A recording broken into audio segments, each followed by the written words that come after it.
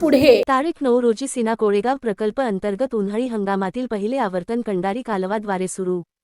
भोंजा हवेली येथे शेतकऱ्यांनी केले पाण्याचे पूजन।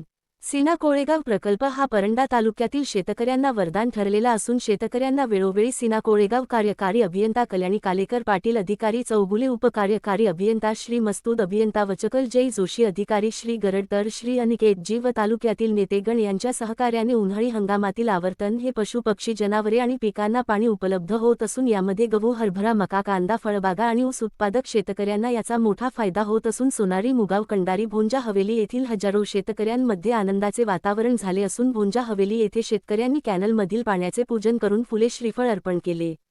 यावेळी शेतकरी निखिल मोरे सदस्य अरुण कोळी डायरेक्टर गणेशदादा नेटके संचालक ऋषीनाथ नेटके संचालक अमोल नेटके गोवर्धन मदने श्री नेटके शेळीपालन उद्योजक देविदास सरवदे इत्यादी शेतकरी उपस्थित होते। जनहितार्थ न्यूज एक पाऊल पुढे। मुख्य संपादक धनंजय गोफणे। आपल्या परिसरातील बातम्या पाहण्यासाठी चॅनलला सबस्क्राइब करा, व्हिडिओला लाईक करा आणि बेल आयकॉन दाबायला विसरू नका।